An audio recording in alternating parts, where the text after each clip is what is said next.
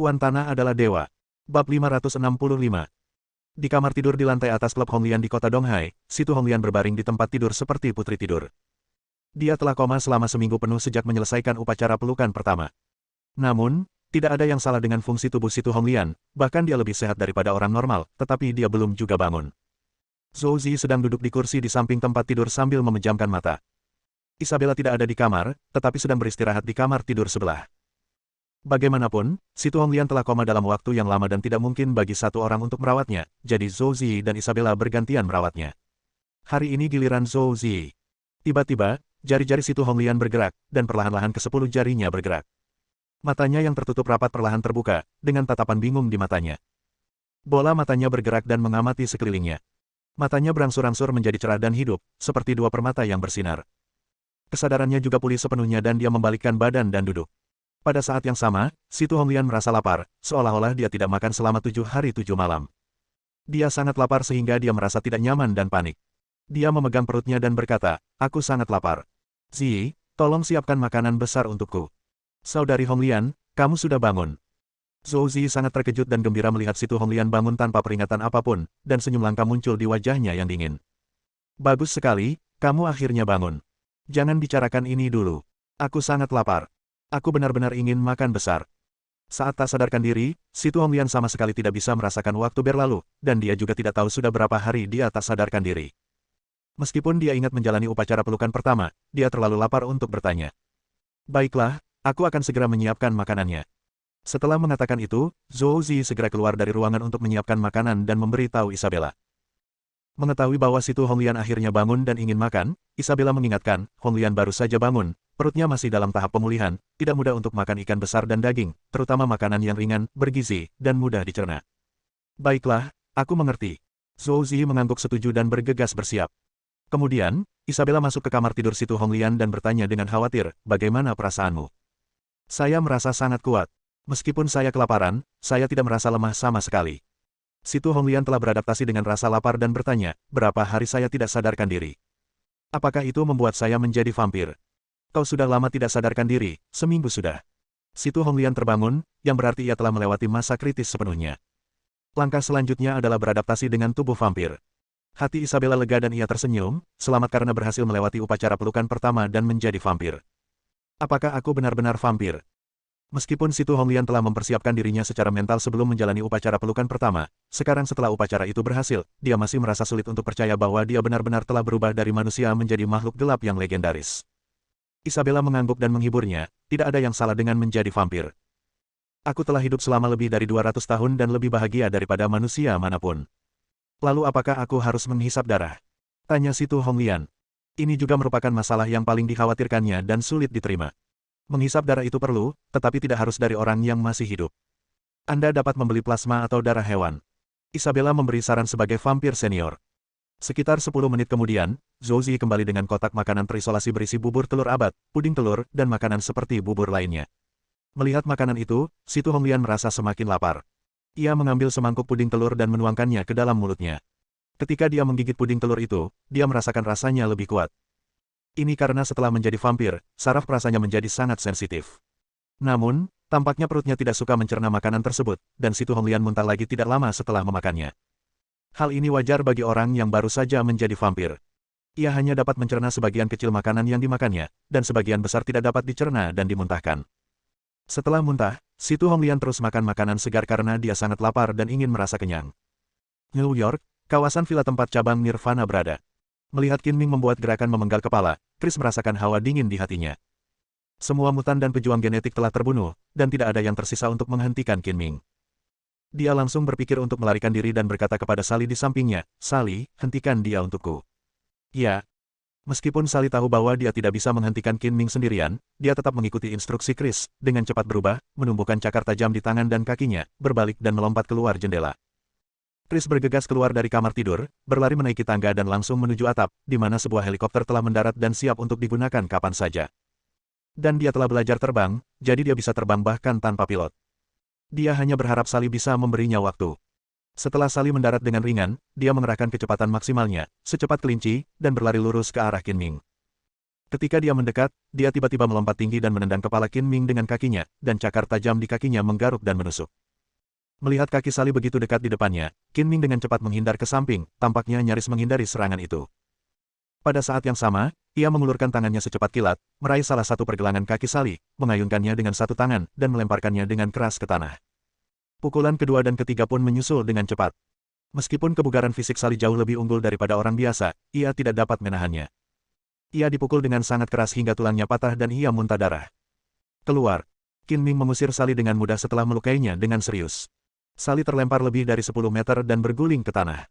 Ia menyeka darah dari sudut mulutnya, meludahkan seteguk busa darah, berbalik dan bangkit, menyeret tubuhnya yang terluka parah untuk mengejar Qin Ming. Jangan pernah berpikir untuk mengejar Lord Chris kecuali aku mati. Meskipun terluka, kecepatan Sally tidak melambat sama sekali. Dia berhasil menyusul Qin Ming dalam sekejap mata, dan cakarnya yang tajam dengan ganas menancap di punggung Qin Ming. Selama pertarungan sebelumnya, Qin Ming telah melepaskan indera spiritualnya, yang menutupi tubuhnya dalam 360 derajat tanpa titik buta. Tentu saja, dia tidak bisa lolos dari serangan diam-diam Sally dari belakang. Dia berpura-pura tidak sadar sampai Sally hanya beberapa inci jauhnya. Dia kemudian dengan cepat membalikkan tubuhnya di tempat dan menyapu dengan kaki kanannya seperti ekor naga gila. Bang! Tendangan itu mengenai tubuh Sally, membuatnya pingsan dan jatuh ke hamparan bunga. Kemudian, Qin Ming tidak lagi mempedulikan Sally. Dia melompat seringan burung layang-layang, memanjat dinding luar villa seperti terbang di atas atap dan dinding, dan terbang ke atap. Pada saat ini, Chris menaiki helikopter, menyalakannya, dan baling-balingnya berputar cepat. Untuk menghentikan Qin Ming, dia juga mengunci pintu atap. Akibatnya, Qin Ming tidak mengambil rute yang biasa dan langsung naik ke atas. Melihat Qin Ming muncul di atap, Chris buru-buru menarik tuas kendali, dan helikopter perlahan lepas landas. Tiba-tiba dia merasa seperti telah lolos dari kematian. Pluto, jika kau berani membantai cabang Nirvana, organisasi itu tidak akan membiarkanmu pergi. Kau tidak akan bertahan hidup lebih dari 2 hari. Helikopter itu terbang semakin cepat, meninggalkan atap dan terbang ke kejauhan. Qin Ming berlari secepat yang dia bisa, melintasi setengah atap secara diagonal dan tiba di tepi atap ke arah helikopter terbang menjauh. Dia melompat tanpa ragu-ragu dan meraih roda pendaratan helikopter. Sialan! Hantunya masih ada, kok aku nggak mati karena jatuh. Chris mengumpat sambil menggertakkan gigi, cepat-cepat menyetel helikopter ke mode terbang otomatis, mengeluarkan pistol yang dibawanya, menoleh ke pintu belakang, siap menembak kapan saja. Bang! Bang! Setelah menunggu beberapa detik, Chris tidak melihat Qin Ming membuka pintu dan masuk ke helikopter, tetapi mendengar beberapa suara tabrakan yang keras. Bip! Bip! Pada saat yang sama, alarm berbunyi, yang menunjukkan bahwa tangki bahan bakar bocor. Sialan! Chris mengumpat keras. Pasti Qin Ming yang menghancurkan tangki bahan bakar dengan kekuatan kasar. Begitu bahan bakar bocor, pesawat akan hancur dan semua orang di dalamnya akan mati. Namun sekarang dia tidak bisa mendarat, jadi Chris hanya bisa mempercepat lajunya dan terbang sejauh mungkin selagi masih ada bahan bakar, sebaiknya ke daerah pusat kota. Kalau begitu, Qin Ming tidak akan berani membunuhnya di depan umum. Bagaimanapun, identitas Chris yang tampak adalah orang super kaya yang memiliki kekayaan puluhan miliar dolar. Jika dia dibunuh secara terbuka, itu pasti akan menarik perhatian pemerintah AS, dan bahkan FBI akan dikirim untuk menangkap Qin Ming. Rencana Chris bagus, tetapi sayangnya Qin Ming tidak memberinya kesempatan. Setelah menghancurkan tangki bahan bakar, Qin Ming diam-diam pindah ke pintu kokpit dan tiba-tiba meninjunya. Bang! Tangan besi Qin Ming menembus pintu kabin dan mengenai Chris. Chris terjatuh ke samping dalam taksi, dan pistolnya terjatuh. Bang! Dengan suara keras, Qin Ming menarik pintu kabin ke bawah dengan kekuatan kasar, dan angin sejuk pun berhembus ke dalam kabin. Apakah kamu pikir kamu bisa melarikan diri dengan naik helikopter? Berhentilah bermimpi. Qin Ming memasuki kabin dengan senyum muram, membungkuk, dan menginjak Chris dengan keras. Setelah pembantaian berdarah itu, pakaian Qin Ming telah berlumuran darah merah, compang camping, dan menempel di tubuhnya, membuatnya tampak seperti manusia primitif yang memakan daging mentah dan meminum darah, sungguh mengerikan. Jangan bunuh aku. Aku bisa memberimu banyak uang, kekayaan yang tidak akan pernah bisa kau habiskan seumur hidupmu. Chris memohon belas kasihan dengan tergesa-gesa. Nyawa saudaraku tidak dapat dibeli dengan uang berapapun. Aku hanya ingin menggunakan darah dan nyawamu untuk memberi penghormatan kepada jiwanya di surga. Qin Ming berkata dengan dingin. Kematian Mad Dragon Mercenary tidak ada hubungannya denganku. Gang Bao adalah pembunuh langsungnya. Kau tidak bisa melibatkan orang yang tidak bersalah. Chris tampak ketakutan dan berdebat dengan Qin Ming. Aku tidak peduli siapa yang membunuh saudaraku, semua orang di cabang Nirvana harus dikubur bersamanya. Begitu Qin Ming selesai berbicara, 8 tentakel seperti tentakel gurita tiba-tiba terentang dari belakang Chris. 4 di antaranya melilit kaki Qin Ming, 2 lainnya menyapu ke arah pinggangnya, dan 1 langsung menuju kerahnya, dan yang terakhir berguling ke arah pistol di kabin. Chris adalah kepala cabang Nirvana di Amerika Utara. Seperti kata pepatah, dia yang dekat dengan air akan mendapatkan bulan terlebih dahulu. Dia juga telah mengalami modifikasi genetik, tetapi dia tidak mengeksposnya ke orang luar. Meskipun Qin Ming mengarahkan pistol ke kepalanya 2 hari yang lalu, dia tidak berubah sampai saat-saat terakhir. Sekarang Qin Ming bertekad untuk membunuhnya. Chris tahu dia tidak dapat melarikan diri, jadi dia harus menggunakan kartu truf terakhirnya untuk memperjuangkan kesempatan bertahan hidup. Qin Ming memang tidak menyangka Chris punya trik ini. Ia terkejut dan menderita kerugian kecil, kakinya terjerat. Namun, reaksinya tidak lambat. Dalam sekejap, ia meraih tentakel yang menyerang pinggang dan lehernya. Tentakel Chris cukup lentur. Dia segera menggulung pistolnya, memutar moncongnya, dan mengarahkannya ke dahi Qin Ming, sambil menyeringai liar, pergilah ke neraka. Bab 566. Bang! Detik berikutnya, salah satu tentakel Chris menarik pelatuk dan suara tembakan terdengar, tetapi tidak mengenai Qin Ming. Pada saat kritis ini, Qin Ming dengan paksa mengangkat kakinya, dan menendang tentakel yang memegang pistol Chris dengan tentakel yang melilit kakinya, menyebabkannya berubah arah. Peluru itu melesat melewati kulit kepala Qin Ming, nyaris menghindarinya. Qin Ming tentu saja tidak akan memberi Chris kesempatan kedua untuk menarik pelatuk.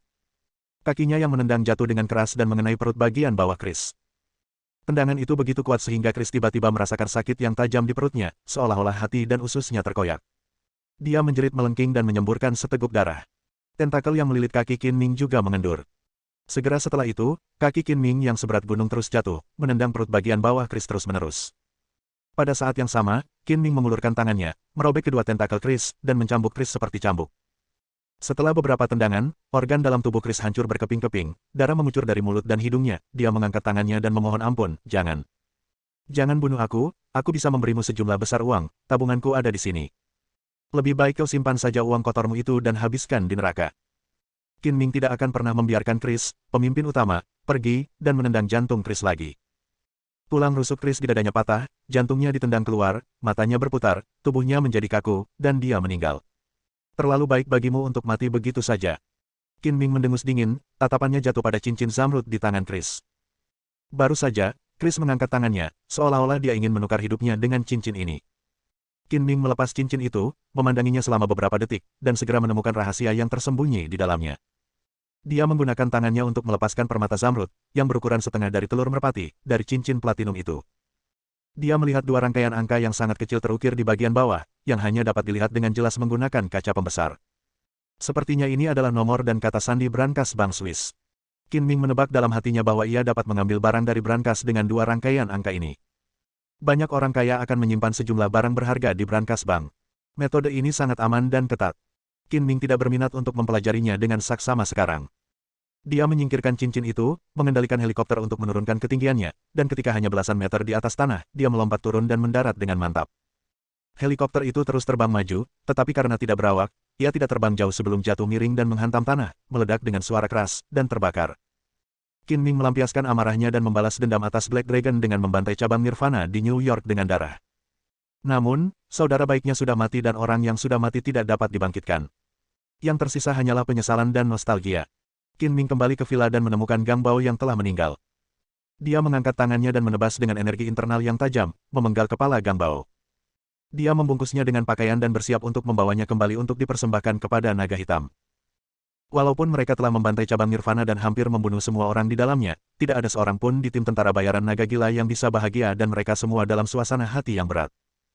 Berdasarkan konvensi, pemakaman akan diadakan untuk semua anggota yang dikorbankan di pulau yang dibeli oleh tentara bayaran naga gila, dan semua anggota tentara bayaran naga gila akan hadir. Setelah Qin Ming bertemu kembali dengan Bai Long dan yang lainnya, ia segera meninggalkan Amerika Serikat dengan membawa jasad Hei Long dan 4 saudara baiknya. Natasha tidak mengikuti Qin Ming dan berpisah dengannya dengan enggan. Setelah melalui berbagai rintangan, Qin Ming dan yang lainnya tiba secara berkelompok di sebuah pulau kecil di Mikronesia di Samudra Pasifik bagian barat.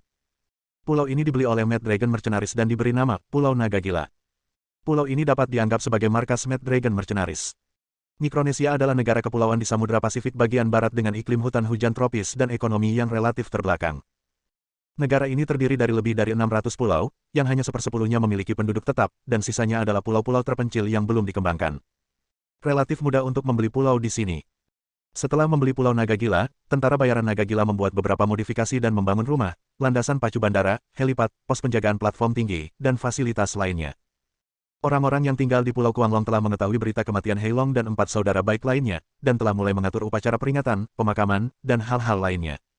Seluruh pulau diselimuti suasana yang menyedihkan dan berat. Tepat setelah Qin Ming dan yang lainnya menarik diri dari Amerika Serikat, organisasi Nirvana segera mengetahui bahwa cabang rahasianya di New York telah dibantai secara brutal.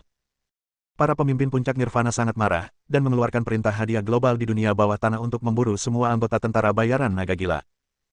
Hadiah untuk kepala anggota tentara bayaran naga gila biasa adalah 10 juta dolar AS, hadiah untuk personel kunci seperti Bai Long adalah 30 juta, dan hadiah untuk Qin Ming juga cukup tinggi, yaitu 10 juta, mencapai 60 juta dolar AS. Hal itu juga terlihat dari bounty yang dipasang. Organisasi Nirvana bertekad menghancurkan para tentara bayaran naga gila dan membalasnya dengan darah ganti darah dan nyawa. Pada saat yang sama, berita bahwa Qin Ming memimpin anak buahnya untuk membantai cabang Nirvana juga menyebar di dunia bawah tanah. Jika mereka ingin membunuh anggota tentara bayaran naga gila, berbagai pembunuh dan organisasi tentara bayaran harus mempertimbangkan kekuatan mereka sendiri. Nirvana bisa dibilang organisasi paling misterius dan kuat di dunia. Fakta bahwa Qin Ming berani membantai salah satu cabang Nirvana dalam kemarahan menunjukkan betapa kuatnya keinginannya untuk membalas dendam. Berbagai pembunuh dan organisasi tentara bayaran harus mempertimbangkan apakah mereka dapat menahan amarah balas dendam Qin Ming. Pada hari Qin Ming dan yang lainnya tiba di Pulau Naga Gila, cuaca mendung, awan gelap menutupi langit, dan hujan lebat turun. Sebuah helikopter terbang di atas Pulau Naga Gila di tengah hujan lebat dan perlahan mendarat di helipad. Palka terbuka dan Qin Ming melompat turun sambil memegang tubuh naga hitam itu dengan ekspresi serius. Kemudian Bai Long, Hei Long, dan Xiao Feng juga melompat turun, masing-masing memegang mayat, dengan ekspresi serius dan sedih. Sudah ada lebih dari selusin orang berdiri di sekitar helipad. Mereka semua adalah anggota Mad Dragon Mercenaries, yang datang khusus untuk menyambut mayat Black Dragon dan saudara-saudara baik lainnya. Mereka berdiri di tengah hujan lebat bagaikan patung, tanpa payung atau jas hujan, membiarkan hujan jatuh dari kepala mereka dan membasahi tubuh mereka. Pemimpinnya adalah seorang pria berusia 40-an, berkulit gelap, lengan kanannya cacat dengan kait besi terpasang di atasnya, mata kirinya buta, dan penutup mata hitam, tetapi dia berdiri tegak. Dia adalah instruktur, tangan besi, yang bertanggung jawab atas urusan pulau dan pelatihan anggota baru. Tai Shou pernah menjadi kapten Mad Dragon Mercenaries, tetapi ia terluka parah saat menjalankan misi dan menjadi cacat seumur hidup. Ia harus mundur ke garis depan dan bertanggung jawab atas dukungan logistik. Di belakang Tai Shou berdiri seorang pemuda berusia 20-an, juga berkulit kecoklatan. Pria ini adalah Su Qiuyang, yang diatur oleh Qin Ming untuk menerima pelatihan jahat. Wajahnya tidak lagi kekanak-kanakan tetapi lebih dewasa, dan tatapan matanya menjadi lebih tegas. Dalam kesempatan seperti itu, Su Qiuyang tidak berani bicara banyak dan mengikuti Tai Shou dalam diam. Saudara-saudara yang baik, kalian sudah pulang. Tai Shou melangkah maju dengan cepat. Meskipun dia seorang pria yang kuat, matanya memerah dan suaranya tercekat oleh isak tangis ketika dia melihat tubuh Hei Long dan saudara-saudara lainnya yang dimutilasi. Saudara-saudara yang baik, kalian pulang. Teriak yang lain serempak, seakan ingin melampiaskan semua amarah dan kesedihan di hati mereka. Suara-suara itu berkumpul dan memekakkan telinga, menyebar jauh. Bahkan hujan lebat pun tidak dapat meredam suara itu. Pada saat itu, seseorang mengambil jas hujan dan menutupi tubuh Hei Long dan keempat orang lainnya, serta mengangkat payung, tetapi dia tidak menggunakannya untuk dirinya sendiri. Sebaliknya, dia menggunakannya untuk melindungi Hei Long dan keempat saudara baik lainnya yang telah meninggal dari angin dan hujan. Qin Ming tidak berkata apa-apa, berjalan dengan langkah berat di tengah hujan yang telah berkumpul menjadi aliran air, dan berjalan menuju tempat upacara peringatan selangkah demi selangkah sambil memegang tubuh naga hitam. Bai Long, Lei Long, dan Xiao Feng mengikuti di belakang, masing-masing memegang mayat. Tai Shou dan yang lainnya juga mengikuti. Semua orang terdiam, dan hanya suara langkah kaki yang berat dan gemericik hujan yang terdengar. Tenda duka didirikan di upacara peringatan, dihiasi dengan hamparan bunga putih dan dikelilingi karangan bunga. Karangan bunga ini semuanya buatan tangan oleh anggota Mad Dragon Mercenaries yang datang, untuk menyampaikan rasa belasungkawa yang mendalam atas mendiang saudara mereka. Qin Ming merasa tangannya lebih berat dari 1000 pon. Dia perlahan berjalan ke gudang duka dan dengan hati-hati meletakkan tubuh naga hitam ke dalam lemari es, seolah-olah dia takut mengganggu tidur abadinya. Naga putih dan yang lainnya juga meletakkan 3 tubuh lainnya di lemari es di sebelah kiri dan kanan. Daerah ini beriklim hutan hujan tropis. Meskipun sedang musim dingin di belahan bumi utara, pulau ini tetap panas dan tidak ada musim dingin dalam arti sebenarnya, sehingga jenazah harus disimpan dalam lemari es. Setelah meletakkannya, Qin Ming dan yang lainnya mundur beberapa langkah, lalu membungkuk dalam-dalam, dan mengheningkan cipta di depan jasad keempat saudara baik mereka. Ambilkan anggur. Qin Ming kemudian berdiri tegak dan berkata dengan suara yang dalam. Seseorang segera mengambil kendi anggur yang telah disiapkan dan menuangkan semangkuk anggur untuk semua orang yang hadir. Bersulam untuk keempat saudaraku yang baik, Hei Long, Xiao Kai, Xiao Dezi, dan Xiao Husi. Semoga perjalananmu aman dan jangan khawatirkan aku. Qin Ming memegang mangkuk anggur dengan kedua tangannya, mengangkatnya tinggi-tinggi di atas kepalanya, dan berteriak keras seperti lonceng. Bersulam untuk keempat saudara baik kita Hei Long, Xiao Kai, Xiao Dezi, dan Xiao Husi. Semoga perjalananmu aman dan jangan khawatirkan mereka. Yang lain mengikuti, mengangkat mangkuk anggur mereka di atas kepala mereka dan kemudian menumpahkan anggur di mangkuk ke tanah. Setelah bersulang, menurut adat Tionghoa, setiap orang bergantian membakar dupa sebagai tanda berkabung. Setelah semua upacara peringatan selesai, Qin Ming mengeluarkan kepala manusia yang dibungkus kertas minyak dari tas kanvas yang dibawanya dan meletakkannya di altar seperti sesaji. Kepala manusia ini persis seperti kepala Gang Bao. Saudara-saudaraku terkasih, mohon maafkan saya karena tidak memenuhi tanggung jawab saya sebagai atasan dan gagal melindungi kalian. Namun, saya telah membalaskan dendam kalian. Semoga jiwa kalian beristirahat dengan tenang. Saya juga akan menjaga keluarga kalian dengan baik, jadi jangan khawatir. Heilong lahir di Tiongkok Timur Laut. Orang tuanya meninggal saat ia masih kecil. Ia ditinggal sendirian tanpa ada keluarga yang merawatnya. Ia meninggal tanpa ada kekhawatiran, sama seperti ia hidup bebas dan tenang semasa hidupnya. Namun Xiao Kai, Xiao Dezi, dan Xiao Huzi semuanya memiliki sanak saudara yang masih hidup, jadi Qin Ming berencana memberi mereka sejumlah uang yang akan cukup untuk menyediakan makanan dan pakaian bagi sanak saudara mereka selama sisa hidup mereka, sebagai penghiburan. Kalian semua turunlah, aku ingin menemani naga hitam dan saudara-saudara lainnya sebentar. Qin Ming melambaikan tangannya, memberi isyarat kepada semua orang untuk pergi dan tidak mengganggunya. Kemudian dia memegang kendi anggur, duduk di tanah, dan meletakkan 5 mangkuk anggur di tanah, seolah-olah naga hitam dan keempat lainnya masih hidup dan bisa minum bersamanya. Bersambung.